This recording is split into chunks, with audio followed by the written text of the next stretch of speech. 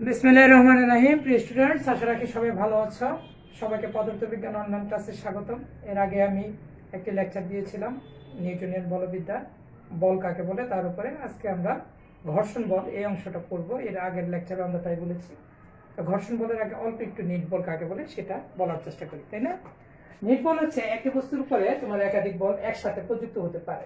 যেমন এই বস্তুটা আছে, এখানে মনে করো আমি F1 বলে এখানে আমি টান দিলাম, বল একটা ভেক্টর রাশি, তাই এটা এইভাবে দিলাম। আর এখানে একটা রশি দিয়ে এইভাবে টান দিল, সেটা মনে করো F2 বল প্রয়োগ করলো। আর এর উপরে অভিলম্বিক প্রতিক্রিয়া ধরে নিলাম F3, আর এর অভিকর্ষ বল আছে, অভিকর্ষ বল ধরে নিলাম সেটা F4। তার মানে হচ্ছে কি একাধিক বল প্রযুক্ত হলো। এখন এই একাধিক বল তো একটা ভেক্টর রাশি, তাদের একটা ভেক্টর সমষ্টি আছে, তাই তো?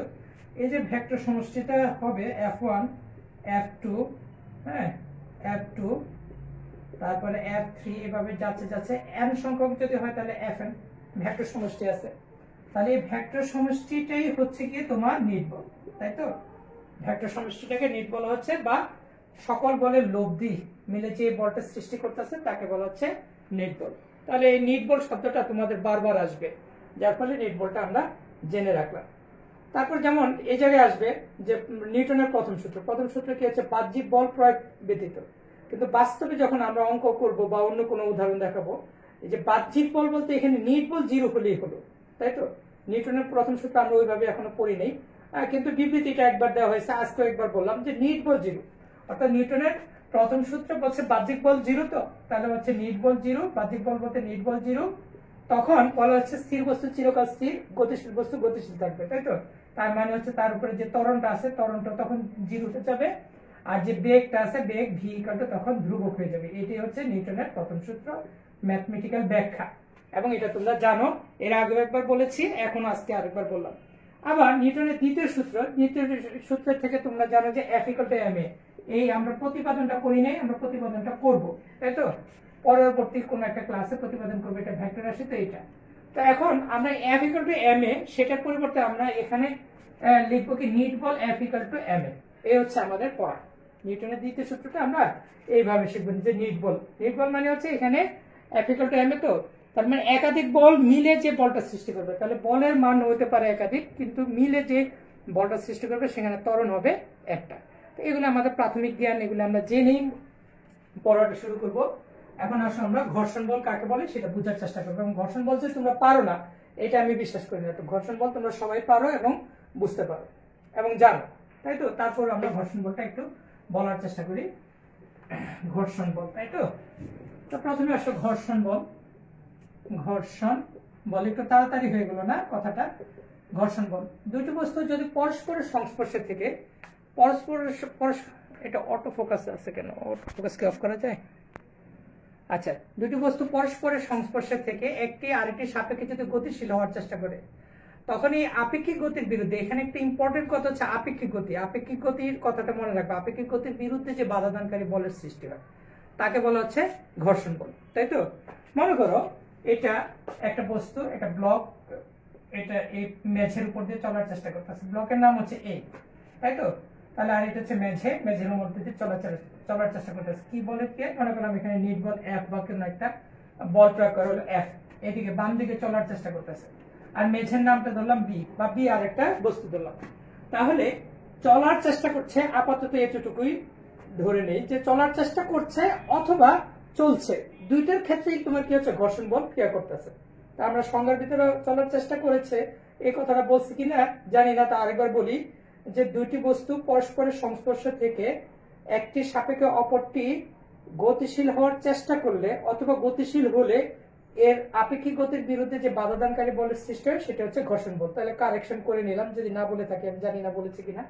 তো এখন আসো যে এখানে বলের ক্রিয়া মনে করলাম যে চললে এদের আপেক্ষিক গতির বিরুদ্ধে একটা বাধাদানকারী বলের সৃষ্টি হবে। আপেক্ষিক গতির বিরুদ্ধে বাধাদানকারী বল মানে কি? এটা এ বস্তুটা চলছে, তাহলে বি বস্তুটা এখন কি দেখবে? বি বস্তুটা দেখছে কি এ বস্তুটা গতিশীল হচ্ছে কোন দিকে? তোমার হাতের বাম দিক থেকে ডান দিকে। তাহলে বি বস্তু একটা ঘর্ষণ বল দিবে, আর ঘর্ষণ বলের কাজই একটা, যে যা কিছু হবে তার বিরোধিতা করা। বি বস্তু দেখলো কি এ বস্তুকে গতিশীল হচ্ছে, কোথায় গতিশীল হচ্ছে? বাম দিক থেকে ডানে। তাহলে বি বস্তু করবে একটা ঘর্ষণ বল প্রয়োগ করবে, এবং যা কিছু হচ্ছে তার বিরোধিতা, উল্টা উল্টা বল প্রয়োগ করবে। তাহলে বি বস্তু এ বস্তুর উপর একটা বল প্রয়োগ করবে ঘর্ষণ বল, এবং সেই বলটা হচ্ছে এইভাবে স্পর্শতলের স্পর্শক বরাবর না, এবং সেই এই যে এ বস্তুর উপরে বল প্রয়োগ করছে কে, বি বল প্রয়োগ করছে, এবং সেটা একটা ঘর্ষণ বল, এটা হচ্ছে বাধাদানকারী বল, তাই তো। আবার উল্টা ভাবে তুমি যদি চিন্তা করো যে এই বস্তুটা গতিশীল হয়ে যাচ্ছে, এই যে এইভাবে এইভাবে যাচ্ছে, এই বস্তু সামনের দিকে যাচ্ছে, ঠিক আছে, ভালো কথা। এখন এই বস্তুর কোন ব্যক্তি এই বস্তুটা বি বস্তুকে কি দেখবে, পিছনের দিকে যাচ্ছে, কেন? ওই যে রেল লাইনের, ওই রেল লাইন না, রেলগাড়ির সেই ঘটনা কেমন, যে আমরা রেলগাড়িতে বসে থাকলে সমস্ত গাছগাছালি আমাদের কাছে মনে হচ্ছে পিছনের দিকে যাচ্ছে, তো এই ঘটনাটা এখানেও তো প্রযোজ্য হতে পারে। তখন এই বস্তু দেখবে বি বস্তুটাকে কি পিছনের দিকে চলে যাচ্ছে, তাহলে এ বস্তুও কিন্তু বি বস্তুর উপরে একটা বল প্রয়োগ করবে। এখন এ বস্তু বি বস্তুকে দেখে কোন দিকে, পিছনের দিকে যাচ্ছে, তাহলে তাকে তো ঘর্ষণের কাজই একটা, খালি বাধা দিবে, যা ঘটনা ঘটবে তার উল্টা ঘটনাটা উল্টা। তো অটো ফোকাস হয় বারবার, কি যে করি, ফোকাসিং এর ব্যাপারটা একটু সমস্যা হয়ে যাচ্ছে, এটা বন্ধ করতে পারছি না। তো এখন এ বস্তু বি বস্তুকে কি দেখবে, পিছনের দিকে গতিশীল, তাহলে এই বস্তু আরেকটা বাধাদানকারী বল প্রয়োগ করবে, এবং বাধাদানকারী বলটা কি হচ্ছে ঘর্ষণ বল। দেখে ফোকাসিং বন্ধ করা যায় কিনা, ফোকাসিং বন্ধ হয়েছে কিনা জানি না। আচ্ছা, এবার তাহলে এ বস্তু বি বস্তুর উপরে একটি বল প্রয়োগ করলো, এ বস্তু বি বস্তুর উপরে একটা বল প্রয়োগ করলো, সেটা হচ্ছে এইখানে বাধাদানকারী বল। তাহলে এটা কে বলটা অনুভব করছে, বি, কে দিয়েছে এ, এই যে স্পর্শক তলের এ বরাবর, তাই না, স্পর্শক তল বরাবর। তাহলে আমরা দেখতে চাই যে ঘর্ষণ বলের একটা বৈশিষ্ট্য, এখান থেকে আমরা যা দেখলাম সেটা হচ্ছে সর্বদা আপেক্ষিক গতির বিরুদ্ধে, আপেক্ষিক গতির বিরুদ্ধে ক্রিয়া করে।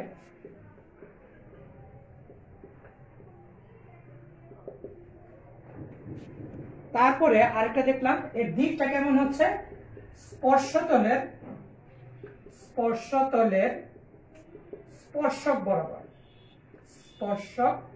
বরাবর, এই দুইটা জিনিস আমরা দেখলাম ঘর্ষণ বলের ক্ষেত্রে, দুইটা বৈশিষ্ট্য আমরা দেখলাম না। এখন আসো ঘর্ষণ বল কয় প্রকার, 4 প্রকার, কিন্তু আমাদের 4 প্রকার সবকিছু পড়তে হবে না। 4 প্রকার কি কি এইখানে আমরা দেখি, আমরা লিখে ফেলি ঘর্ষণ বল। প্রথমে আসো আমরা আজকে পড়বো শুধু গতীয় ঘর্ষণ বল, তাই তো, একটাই পড়বো আজকে, গতীয় ঘর্ষণ বল, এটা একটা প্রকার। তারপরে আসো স্থিত ঘর্ষণ বল, এটা একটা প্রকার। তারপরে আমরা এটা হচ্ছে আবর্ত ঘর্ষণ বল, এটা আমাদের কোনো প্রয়োজন নাই, এটা ক্রস দিয়ে রাখলাম, এটা পড়বই না। তারপরে ডি হচ্ছে যেটা প্রবাহী ঘর্ষণ, যেটা আমাদের আলাদা একটা চ্যাপ্টার আছে, প্রবাহী ঘর্ষণ বল, এটাও আপাতত পড়বো না, পরে পড়বো, এটা হচ্ছে পরে পড়বো। তাহলে আমাদের এখন জানতে হবে গতীয় ঘর্ষণ বল আর স্থিত ঘর্ষণ বল। তাহলে আজকের লেকচারটা মূলত হচ্ছে গতীয় ঘর্ষণ বল কি জিনিস সেটা বোঝার চেষ্টা করা, তাই তো। তাহলে আমরা ফটফট করে গতীয় ঘর্ষণ বলের সংজ্ঞাটা বুঝি এবং টোটাল জিনিসটা বোঝার চেষ্টা করি যে গতীয় ঘর্ষণ বল কাকে বলে। তো গতীয় ঘর্ষণ বল না, গতীয় ঘর্ষণ বল, তাহলে এই গতীয় ঘর্ষণ বলটা কি হচ্ছে, এই একটা বস্তু আর একটা বস্তুর উপরে আছে, এটা হচ্ছে স্পর্শতল। আচ্ছা, এখানে একটা ঝামেলা আছে, ঝামেলাটা হচ্ছে এটা বলিনি, যে এই যে তুমি তো কিছুক্ষণ আগে দেখলা এ বস্তু বল প্রয়োগ করে কার উপরে, বি এর উপরে ঘর্ষণ বল, বি বস্তু আবার করে কাকে, এর উপরে। মানে নিউটনের যে তৃতীয় সূত্রটা আছে, ক্রিয়া প্রতিক্রিয়া ইত্যাদির ব্যাপারগুলো আছে। এখন ক্রিয়া প্রতিক্রিয়া এত কিছু করে আমরা করতে পারবো না, তখন আমাদের ভেজাল লাগবে। আমরা করি কি, এফবিডি বানাই। এফবিডি হচ্ছে কি জিনিস, যে এফবিডির বৈশিষ্ট্যটা হচ্ছে একটি বস্তুর উপর যতগুলো বল প্রযুক্ত হয় সেটা নিয়ে আলোচনা করে, বস্তু কত বল প্রয়োগ করলো সেটা নিয়ে আলোচনা করবে না। তাহলে আমরা আলোচনা হবে না, আমরা এ বস্তু বি এর উপরে কি বল প্রয়োগ করে সেটা নিয়ে আলোচনা করব না, আমরা এ বস্তুর উপরে যে কটা বল প্রযুক্ত হয় সেটা নিয়ে আলোচনা করব। এটা একটা বৈশিষ্ট্য। আর সকল বস্তুই হচ্ছে এখানে বিন্দু বস্তু, বিশাল বড় বস্তুকে আমরা কি ধরে নেব যে এটা একটা পয়েন্ট। তো এটা আমরা আস্তে আস্তে আমরা লেকচার ফাঁকে ফাঁকে বলতে থাকবো।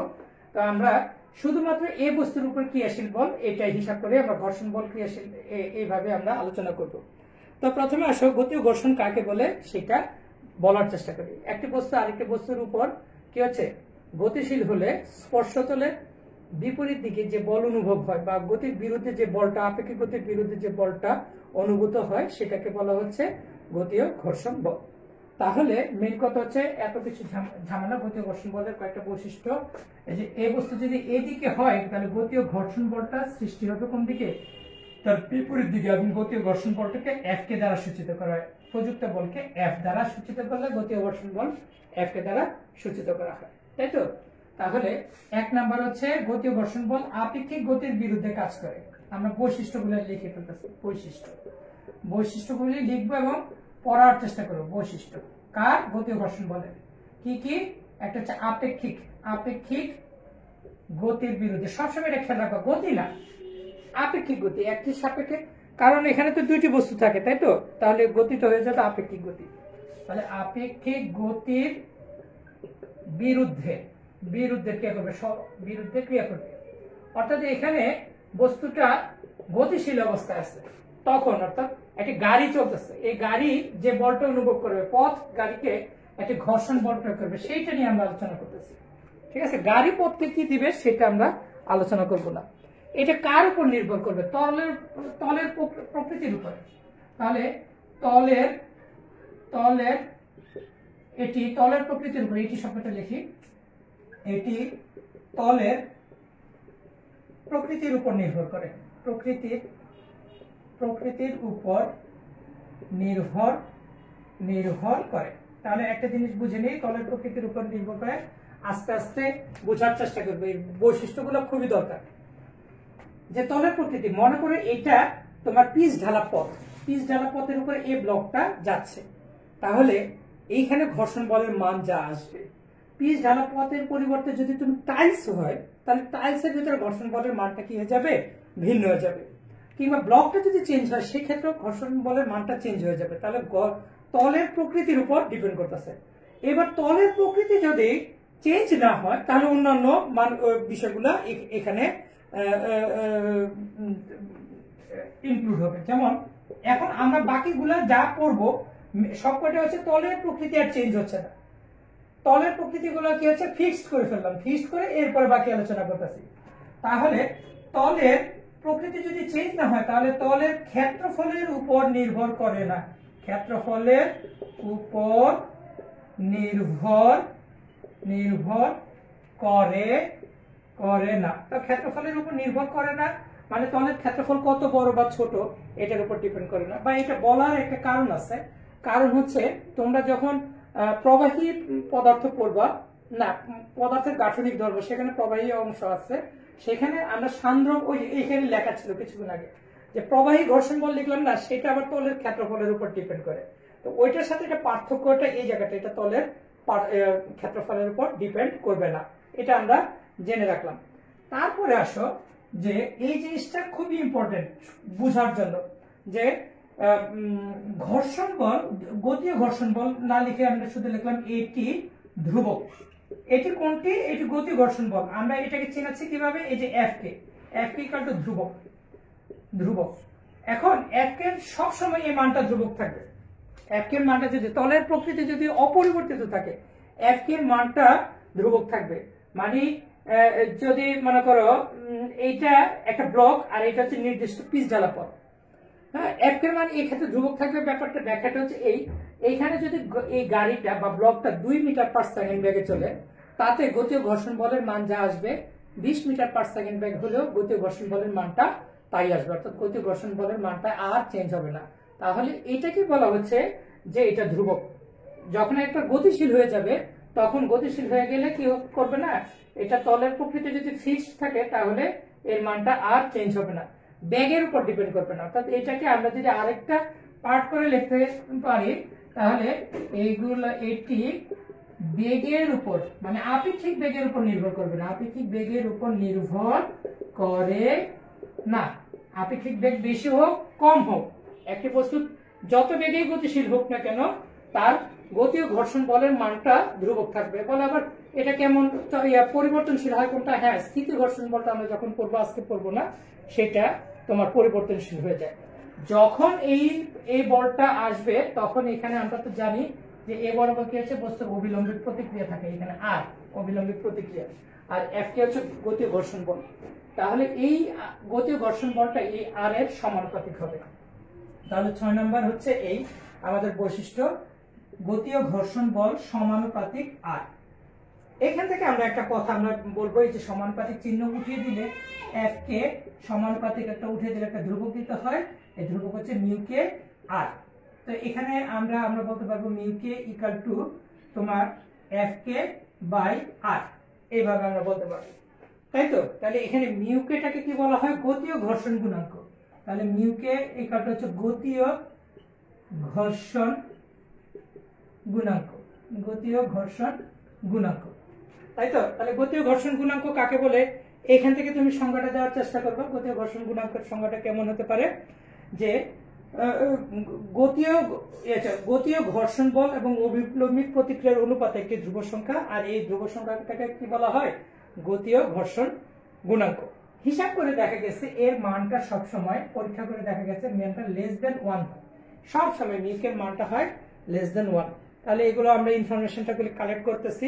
আচ্ছা, এর ডিরেকশনটা কেমন হয়, এর ডিরেকশনটা দেখো, গতি বস্তুর উপর বল প্রযুক্ত হলে এফ হাতের ডান দিকে, ঘর্ষণ বলটা অনুভব হচ্ছে কোন দিকে, বিরুদ্ধে, তাহলে আপেক্ষিক গতি বিরুদ্ধে, এর ডিরেকশনটা হচ্ছে মূলত আপেক্ষিক গতির বিরুদ্ধে।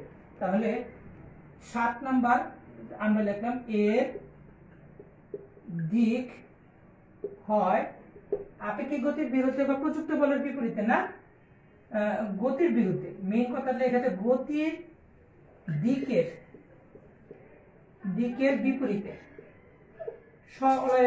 এটা হচ্ছে তার দিকটা।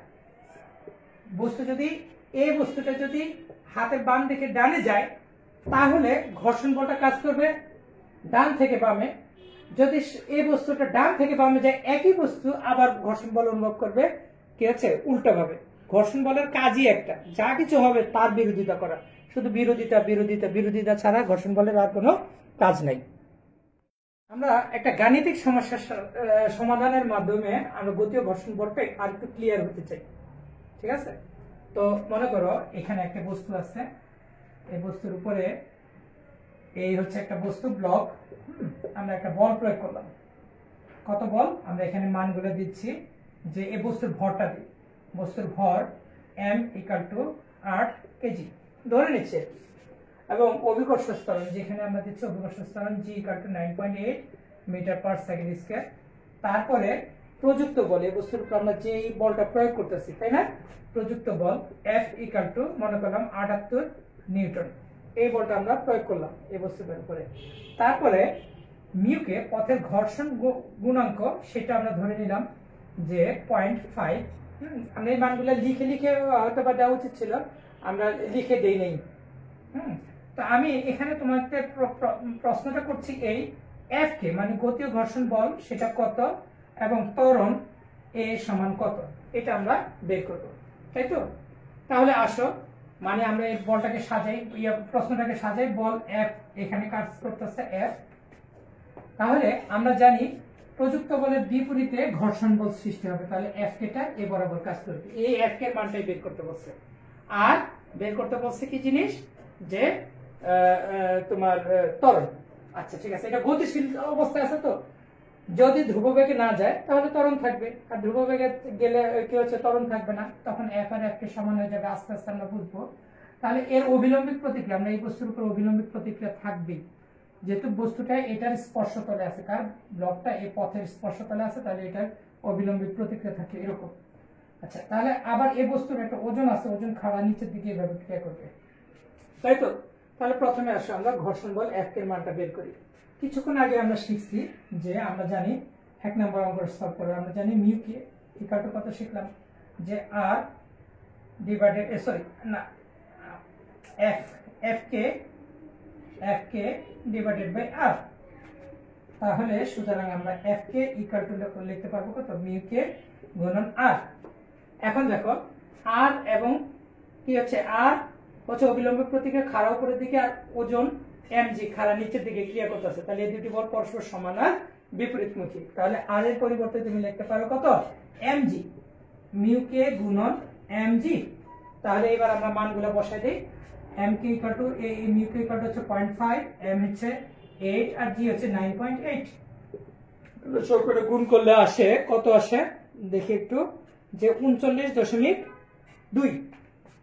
এটা তোমরা একটু বাসায় করবে, আমি চেক দিয়েছি, তারপর তোমরা করবে একবার। 39.2 নিউটন আসে তোমার গতি ও ঘর্ষণ বল। অর্থাৎ তুমি বল প্রয়োগ করছো কত, প্রযুক্ত বল হচ্ছে 78 নিউটন বল, আর ঘর্ষণ বলের জন্য কিছু কাটা গেছে, বাদ হয়ে গেছে, বাদ হয়ে গিয়ে তোমার কতটুকু আসছে 39.2 নিউটন। এটা ঘর্ষণ বলের জন্য শেষ হয়ে গেছে। তাহলে এখানে আমি যদি ওই সামেশন অফ এফ ব্যবহার করি, যে 2 নম্বর অঙ্কের ক্ষেত্রে সামেশন অফ এফ, আমরা জানি সামেশন অফ এফ নিউটনের দ্বিতীয় সূত্র কিছুক্ষণ আগে দেখলাম, সেটা সমান কত এম এ। এখন দেখো এইখানে এ বরাবর এই রেখায় যদি সামেশন অফ এফ প্রয়োগ করি, আর এবং এম টি পরস্পর সমান আর বিপরীত, তাই তো এই অংশটা এই summation of F equal two তখন কি হয়ে যায় আর, এই যে এই রেখায় সামেশন অফ এফ, এই রেখায় সামেশন অফ ইকুয়াল টু কত আসতেছে এখানে আর এবং এমজি বিপরীত মুখী হওয়ার কারণে আর বিয়োগ এমজি। এইখানে বস্তুটি কি উপরের দিকে যাচ্ছে না, নিচের দিকে যাচ্ছে না, তার মানে summation of F equal to কত 0। তাহলে এখানে 0, তাই আমরা লিখতে পারছি আর ইকুয়াল টু এমজি। কিন্তু এইখানে সামেশন অফ এফ, এই যে অনুভূমিক রেখা বরাবর যদি আমরা প্রয়োগ করি, তাহলে এখানে হচ্ছে এফ আর এখানে হচ্ছে এফ কে, কোনটা বেশি এফ, তাহলে যার মানটা বেশি সেই দিকে কি হচ্ছে বস্তু গতিশীল হবে। তাহলে এখানে summation of F equal to তুমি লিখতে পারো কত F minus F K equal to F K. তাহলে আমাদের এর মান জানতে চাইছে এ ইকুয়াল টু কত আসবে F minus F K divided by M. এবার মানগুলো আমরা বসাই দেই, এটা হচ্ছে 78, এটা হচ্ছে 39.2 আর এখানে হচ্ছে 8 কেজি। তাহলে এখানে সবকিছু করলে আসে তোমার 5.98 মিটার পার সেকেন্ড স্কয়ার, নাকি কত আসে কে জানে, তো করে দেখিও তো এখানে কত আসে, ভুলে গেছি। আচ্ছা আমার কাছে ক্যালকুলেটর আছে, অসুবিধা নেই। এটা আসে 4.85 মিটার পার সেকেন্ড স্কয়ার, ঠিক আছে। আশা রাখি এটা বুঝতে পারছো। তাহলে এইখানে আমি একটা বললাম যে এখানে একটা সমস্যা আছে। সমস্যাটা কি, যে তোমরা হয়তোবা ধরেই নিছো যে এই অভিলম্বিক প্রতিক্রিয়াটা অভিকর্ষ বলের সমান হবে, কিন্তু এটা সবসময় এটা সমান হয় না। এরপরের গাণিতিক সমস্যাটির ভিতরে তোমরা দেখতে পাবা। আবারও মনে করে একই ধরনের সমস্যাটা দিচ্ছি, কিন্তু আমরা একটু চিত্রটা চেঞ্জ করে দিব এবার, ঠিক আছে। এটা হচ্ছে এক্সাম্পল 2। আস্তে আস্তে আমরা গতীয় ঘর্ষণ বলটা বোঝার চেষ্টা করতেছি, এবং গতীয় ঘর্ষণ বলটা বোঝার পরে আমাদের কাজ হয়ে যাবে। এই হচ্ছে তোমাদের, এই হচ্ছে ব্লকটা, এবং ওই পূর্বে যা আছে সব কয়টাই মনে করো প্রশ্নটাকে আমি অপরিবর্তিত রাখলাম, ঠিক আছে। প্রশ্নটাকে আমি অপরিবর্তিত রেখে আমি কাজটা করব। তবে এইবার আমি করলাম কি, এই প্রযুক্ত বলটা আমরা এইভাবে দিয়ে দিলাম, ঠিক আছে। আগে ছিল অনুভূমিক বরাবর, এবার অনুভূমিকের সাথে 30 ডিগ্রি কোণে আমরা এখানে প্রযুক্ত বলটা দিয়ে দিলাম। তাহলে থিটা ইকুয়াল টু কত আসে 30 ডিগ্রি, এই অ্যাঙ্গেলে দিয়ে দিলাম, তাই তো। তাহলে এবার আগের মতো কি হচ্ছে, এই বরাবর তার ওজন কাজ করবে এমজি, আর এই বরাবর কি কাজ করবে গতির বিরুদ্ধে। বস্তুটা এফ বলে এদিকে প্রয়োগ করা হলেও, এফ বল এদিকে প্রয়োগ করা হলেও বস্তুটা কিন্তু অনুভূমিক তল বরাবরই গতিশীল। তাহলে ঘর্ষণ বলটা ক্রিয়া করবে অনুভূমিক তলের বিপরীতে, না গতির দিকের বিপরীতে। তাহলে বস্তু কিন্তু প্রকৃতপক্ষে এদিকে গতিশীল। প্রযুক্ত বল এদিকে যাচ্ছে, তার একটি উপাংশ এদিকে বরাবর কি আসে, সেই উপাংশ বরাবর এদিকে যাচ্ছে। তাহলে ঘর্ষণ বলটা কাজ করবে এই দিকে এফ কে। এটা একটা ভেক্টর রাশি। তাহলে এই বরাবর, আচ্ছা এটা ভেক্টর চিহ্নগুলি এখন দিলে একটু ঝামেলা হবে, এটা এইভাবেই থাকুক, হ্যাঁ। তাহলে আমরা জানি একটি ভেক্টর রাশিকে পরস্পর লম্ব দুটি উপাংশে ভাগ করা যায়, এই বরাবর একটি উপাংশ ভাগ করা যেতে পারে। তাহলে এই বরাবর যে উপাংশ থাকে এখানে হচ্ছে এফ কস থিটা হয়ে যাবে। তাহলে এই এফ কস থিটা পড়লে এইদিকে কি গতিশীল, তাহলে বিপরীতমুখী কি হচ্ছে ঘর্ষণ বল এফ কি এখানে সৃষ্টি হবে। আর উপরের দিকে কি থাকবে, এইটা এফ হলে এখানে হয়ে যাবে কত এফ সাইন থিটা। ওইদিকে আমরা জানি এই যে এই তলের সাথে লম্ব বরাবর একটি বল অলওয়েজ কাজ করবে, সেটা হচ্ছে অভিলম্বিক প্রতিক্রিয়া, এবং সেটা হচ্ছে আর। তাহলে অভিলম্বিক প্রতিক্রিয়া উপরের দিকে কাজ করতেছে, এফ সাইন থিটা বলটা উপরের দিকে কাজ করতেছে। তাহলে এখন এই রেখা বরাবর উপরে নিচে যদি এটা থাকে, এটা নিউটনের প্রথম সূত্র f summation of f equal to কত আসলে 0। এবার সামেশন অফ f এখানে কয়টা বল আছে, এখানে বলটা আছে তিনটা। এই যে এই রেখায় উপরে নিচে এই রেখা কয়টা বল আছে, একটা হচ্ছে অবিলম্বিক প্রতিক্রিয়া r, আর একটা হচ্ছে f sin থিটা, আর একটা হচ্ছে mg, তবে mg বিপরীতমুখী হওয়ার কারণে -mg এইভাবে আসলো ইকুয়াল টু 0। তাহলে এখানে আমরা অবিলম্বিক প্রতিক্রিয়া r এর মানটা বের করতে হবে, r ইকুয়াল টু কত, mg f sin theta, mg f sin theta. একটু কঠিন আছে অঙ্কটা, তাই তো? তার মানে দেখো এর আগের অঙ্কে অবিলম্বিক প্রতিক্রিয়াটা অভিকর্ষ বলে mg এর সমান হয়ে গেছে, এই অঙ্কে কিন্তু অবিলম্বিক প্রতিক্রিয়া অভিকর্ষ বলে সমান হয় না, সেখানে কি হয়ে গেছে mg f sin থিটা। প্রযুক্ত বলের একটি উপাংশ অবিলম্ব প্রতিক্রিয়ার সাথে যুক্ত হওয়ার কারণে এই ঘটনাটা ঘটে গেছে। তাহলে আমরা এবার কিছু f এর মানটা বের করব। তো f এর সমান তুমি কি শিখছো, এখন তুমি জানো হচ্ছে f কে সমান কিছুক্ষণ আগে যেটা দেখলাম f K equal to mu K গুণন r। তাহলে মিউ কে তো মিউ কেই রইলো, মিউ কে হচ্ছে এই মিউ কে, আর r এর জায়গায় আমাদের চলে আসছে mg বিয়োগ f sin থিটা। এবারে mg বিয়োগ f sin থিটা মানগুলো বসাতে, এটা 0.5 যা আসে তা তোমরা বের করে নেবা। m এর মান এখানে 8 কেজি, এখানে 9.8 মাইনাস f হচ্ছে প্রযুক্ত বল, সেটা হচ্ছে কত 78, আর এখানে sin 30 ডিগ্রি। এবার যে মানটা আসে সেই মানটা তোমরা বের করে নেবা, তাই তো? তাহলে এটা 1 নম্বর অঙ্কটা এটা আমরা সলভ হয়ে গেল। 2 নম্বর অঙ্কটা হচ্ছে এই, এখানে বস্তুটা কিন্তু গতিশীল অবস্থায় আছে। 2 নম্বর অঙ্কটা এখানে জায়গা আছে তো আছে, তাহলে এখানে হচ্ছে 2 নাম্বার কি বলছে, ত্বরণ বের করা, তাই না? তাহলে ত্বরণ হচ্ছে বস্তুটা এই পথে গতিশীল অনুভূমিক বরাবর। তাহলে এখানে আমি যদি সামেশন অফ f এটা প্রয়োগ করি, তাহলে summation of f equal to কত আসবে ma, তাই না? তাহলে ma এটা আছে, তো আমাদের m এর দরকার। এখন সামেশন অফ f, একটা হচ্ছে f cos থিটা আর একটা হচ্ছে f k।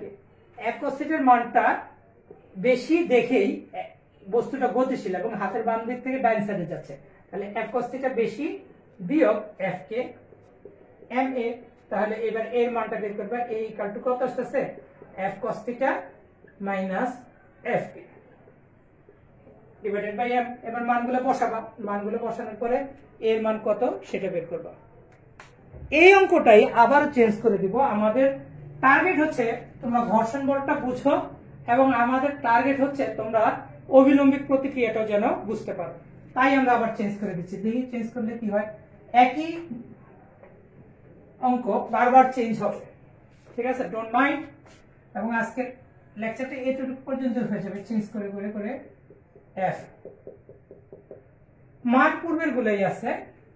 ব্লক দেখো এই হচ্ছে ব্লকটা আগের মতোই আছে, কিন্তু বলটা এবার প্রযুক্ত হয়েছে এই রেখা বরাবর, অর্থাৎ এই যে এই রেখা বরাবর বলটা প্রযুক্ত হয়েছে, তাই তো? এবং বলের মানটা ওই আগেরই f এটাই আছে, প্রযুক্ত হয়েছে এবার এইভাবে। আগেরটা হচ্ছে টানা বল আর এখনকারটা হচ্ছে ঠেলা বল। তাহলে ঠেলা বল যদি টানা বল যদি হয়, তাহলে এটা ঠেলা বল যদি হয়, তাহলে একটি উপাংশ এ বরাবর কাজ করবে আর একটি উপাংশ এ বরাবর কাজ করবে। ধরে নিলাম যে অনুভূমিকের সাথে এই বরাবর 30 ডিগ্রি কোণে বলটা প্রযুক্ত হয়েছে, তাহলে 30 ডিগ্রি কোণে বলতে এখানে থিটা, আপাতত থিটা রাখলাম, তাহলে এই অনুভূমিকের সাথে থিটা কোণে এখানে প্রযুক্ত হয়েছে। তাহলে এই বলের মানটা কত আসবে, f cos থিটা। আর এই যে নিচের দিকে আছে সেই বলের মানটা কত আসবে, f sin থিটা। আর বস্তুর ওজনটাও কাজ করতেছে কোন দিকে, নিচের দিকে, mg। এবার আসো বস্তুর গতি ঘর্ষণ বল কোন দিকে কাজ করে, f কে এ বরাবর, আর অবিলম্বিক প্রতিক্রিয়া এই বরাবর। তাহলে অবিলম্বিক প্রতিক্রিয়া হচ্ছে আর। তাই এখন আসো নিউটনের প্রথম সূত্র। প্রথম কথা হচ্ছে 1 নম্বরের জন্য f এর মানটা বের করব। 1 এর জন্য আমরা আগে নিউটনের প্রথম সূত্র আমরা r এর মানটা বের করে নিব, তাহলে অবিলম্বিক প্রতিক্রিয়া আমরা বের করব। মেন কথা হচ্ছে এটা, দেখছো বলের ডিরেকশনটা চেঞ্জ হওয়ার কারণে কি হচ্ছে, অবিলম্বিক প্রতিক্রিয়াটা মানগুলো চেঞ্জ হয়ে যাবে। অর্থাৎ অবিলম্বিক প্রতিক্রিয়াটা আমরা ধরেই নিয়েছিলাম যে প্রথম অঙ্কের ক্ষেত্রে যেটা ফিক্সড, আসলে ফিক্সড না, এটা চেঞ্জ হচ্ছে, বুঝতে পারছো? তাহলে সেই জিনিসগুলোই আমরা এখন আমি তোমাদেরকে বলার চেষ্টা করতেছি। তো এরপরে আসো যে আমরা এখানে তো f, এখানে আমরা সামেশন অফ f উপরে নিচে যদি প্রয়োগ করি 0, কারণ এই বস্তুটা স্থির অবস্থান আছে, নিউটনের প্রথম সূত্র নিট বল 0 হয়ে গেছে। এই বস্তু উপরে ওঠে না, নিচেও নামে না, তাহলে স্থির। আর স্থির অবস্থায় আসলে নিট বল 0, মানে নিউটনের প্রথম সূত্র। এখন সামেশন অফ এফ দেই। এফ হচ্ছে কি, যে এইখানে আর একদিকে আর mg sin থিটা উপর দিকে, তো যে কোনো একটাকে প্লাস ধরলে, আর কে যদি প্লাস ধরে তার মানে আসবে minus mg minus f sin theta. ওইটা উল্টাও করতে পারো, mg প্রথম, কারণ এর নিট বল 0 তো সমস্যা হবে না, কারণ একটা আরেকটা কাটাকাটি যাবে বা সমান হয়ে যাবে, ক্যান্সেল হয়ে যাবে, সমান হবে না। যদি বলে যে স্যার এটা বুঝেন কিভাবে আর বড়, এটা আমি বুঝি নাই। আমার কথাটা হচ্ছে সব কয়টার যোগ বিয়োগ ফলাফলটা 0 আসবে, তারপরে এবার বিয়োগ চিহ্নগুলো এই সাইডে নিলে, তুমি যদি mg plus f sin theta দাও তাহলে মাইনাস আর হবে। হ্যাঁ, একই দিকগুলোকে প্লাস, অপর দিকটাকে মাইনাস ধরছি, এটা হচ্ছে তাহলে নিট বল 0। তাহলে সেখান থেকে আমরা আর ইকুয়াল টু কত লিখতে পারি, mg plus f sin theta. তাহলে এবার আর এর মানটা আমরা পেয়ে গেছি। তো f কে ইকুয়াল টু কিছুক্ষণ আগে বারবার শিখতেছি, f কে ইকুয়াল টু কত, f ইকুয়াল টু আমরা শিখছি মিউ মিউ কে আর। এবার আর এর মান কত আসতেছে, মিউ কে গুণন আর এর মান আসতেছে mg যোগ f sin থিটা। এবার ঘর্ষণ বলের মানটা কত আসতেছে, এবার মিউকের মানটা বসাই দাও। মিউকের মানটা হচ্ছে এখান থেকে এম এর মান, যা কিছু আছে সবকটা মানটা এখানে আছে, সবকটা বসে দিলে ঘর্ষণ বলের মানটা তুমি পেয়ে যাবে।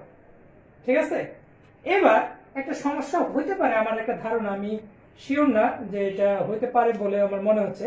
এখানে বস্তুটা আসলে গতিশীল হবে কিনা আমার সন্দেহ আছে, কারণ এফ কস থিটার মানটা হয়তো বা এফ কে চেয়ে বড় হবে না, ছোট হবে। তারপর আমরা এখন যেহেতু আমার হাতে ক্যালকুলেটর আছে, যদিও আমার হাতে সময় নেই, হ্যাঁ আমি তাড়াহুড়ো করতেছি, একটু কাজ আছে, রাত বেশি হয়ে গেছে, এটি মেন কথা, এই কারণে একটু তাড়াহুড়ো করতেছি, মনে ছিল না যে ক্লাস আছে। আচ্ছা, এখন আসো আমরা এই বরাবর দিই। তাহলে এই বরাবর হচ্ছে summation of F equal two আসবে কত, এম এ, কোন বরাবর, অনুভূমিক বরাবর। তাহলে অনুভূমিক বরাবর দুটি বল এফ কস থিটা। যদি একটা কাজ করি, এফ এর মানটাকে বেশি পরিমাণ বাড়াই দিই, বেশি পরিমাণ বাড়িয়ে দিলে এফ সাইন থিটা ওটা তো কি হচ্ছে, বাড়তে থাকবে এফ কস থিটা। আচ্ছা যাক, যা হওয়ার হবে। তখন মানগুলো একটু চেঞ্জ করে করতে হবে আর কি। F cos theta minus F K equal to কত আসবে, এম এ। তা এর মান চাইছে, এর মান এটা হচ্ছে 2 নম্বর অঙ্ক। 2 নম্বর অঙ্কে হচ্ছে এর মান হচ্ছে এখানে F cos theta minus F K divided by M. যদি এখানে এফ কস থিটা কম হয়, এফ কে টা বেশি হয়, তাহলে বস্তুটা কি হচ্ছে, গতিশীল হবে না। সেটা অন্য একটা বিষয় আছে, সেই বিষয়টা আর আলোচনা করলাম না। কিন্তু আমরা তো আসলে অঙ্কের নিউমেরিক্যাল এগুলো চেঞ্জ করি নেই, যার ফলে এরকম আসতে পারে। আমি একটা কাজ করি, কাজটা আমি দেখি যে কেমন আসতে পারে। ওয়েট, যেটা ভেবেছিলাম ভয় ছিল মনে, সেটা আর নাই। এটা 58.7 আসে এফ এর মান, আর ওই মানগুলো বসালে 1.1 মিটার পার সেকেন্ড স্কয়ার। ঠিক আছে, এটা হয়ে যায়। তা তুমি কি বুঝতে পারছো যে অভিলম্বিক প্রতিক্রিয়া সবসময় কি হচ্ছে, অভিলম্বিক প্রতিক্রিয়াটা কিভাবে বের করতে হয়? আমরা আবার প্রশ্নটা চেঞ্জ করি। এক্সাম্পল এখানে অলরেডি 4 হয়ে গেছে, আমাদের ওই মানগুলা এভাবে থাকবে। আমাদের সর্বশেষ এক্সাম্পল, এটা দিয়ে আমরা ঘর্ষণ বলটা, গতি ঘর্ষণ বলটা বুঝার সর্বশেষ চেষ্টা। ঠিক আছে, তাহলে এক্সাম্পল 4, মাঝখানে 3 শব্দটা লিখে নেই। একটা বস্তু এবার হেলানো তলে আছে এইভাবে, ঠিক আছে, এইভাবে হেলানো তলে আছে। এইভাবে হেলানো তলে থাকলে এইবার কি হবে সেটা আমরা বের করব। তো আসো আমরা এখানে যদি থিটা কোণ উৎপন্ন করে তখন কি হয় সেই জিনিসটা দেখতে চাই। তো আসো এইখানে থিটা কোণ উৎপন্ন করলে বস্তুর ওজনটা ক্রিয়া করবে এইভাবে না, খাড়া নিচের দিকে ডব্লিউ, এই বরাবর না, ডব্লিউ কত আসবে, আবার এমজি এখানে লিখে রাখলাম। আর অবিলম্বিত প্রতিক্রিয়া কি হচ্ছে, সবসময় তলের সাথে লম্ব বরাবর, এই বরাবর কাজ করবে, তাই তো। তাহলে ওজনটাকে এবার এই পরিমাণ বল, ওজনটা এই দিকে ক্রিয়া করবে, তাই তো। আচ্ছা, আমরা প্রশ্নটাকে সাজাবো আর কি। হ্যাঁ, আর এই বরাবর আমি একটা কাজ করি, ওজনটা দুটি উপাংশ নেই, একটা উপাংশ এইদিকে আর একটা উপাংশ এইদিকে। অবশ্যই এটা আমরা এখনো পড়ি নাই এই বিষয়টা। তারপরে এইখানে যদি থিটা কোণ উৎপন্ন হয় তাহলে এই কোণটা হয়ে যায় থিটা কোণ। কিভাবে সেটা আমরা বুঝাই, যে কিভাবে এটা থিটা কোণ হয়ে যায়। এই যে এটা থিটা হলে এখানে থিটা হয় এইভাবে, যে এটা যদি এইভাবে টান দেওয়া হয় না, তাহলে এখানে একটা সমকোণী ত্রিভুজ হবে। তাহলে এটা থিটা কোণ হলে এই কোণের মানটা হবে 90 ডিগ্রি মাইনাস থিটা। আবার এখানে এই যে এই রেখাটা এবং এই রেখাটা পরস্পরের লম্ব। তাহলে পরস্পরের লম্ব হলে এটা যদি 90 ডিগ্রি মাইনাস থিটা হয় তাহলে এটা থিটা, তার মানে হচ্ছে এটা হচ্ছে থিটা। এবার এইখানে তোমার ওজন ডব্লিউ এই বরাবর একটা উপাংশ কাজ করবে, সেটা হচ্ছে ডব্লিউ কস থিটা, আর এই বরাবর একটা উপাংশ কাজ করবে W sine theta, W sine theta. এখন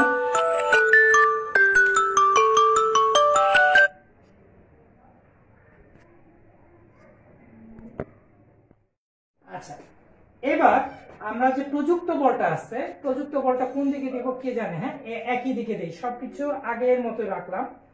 প্রযুক্ত বলটা মনে করো একই দিকে এভাবে দেওয়া হলো, বল প্রয়োগ এদিকে হয়ে গেল। তাহলে এই দিকে প্রযুক্ত বল, আর এই বরাবর হচ্ছে তোমার কি হচ্ছে গতির বিরুদ্ধে, ব্লকটা কিছু উপর থেকে এভাবে নিচের দিকে চলে আসতেছে, তাহলে গতির বিরুদ্ধে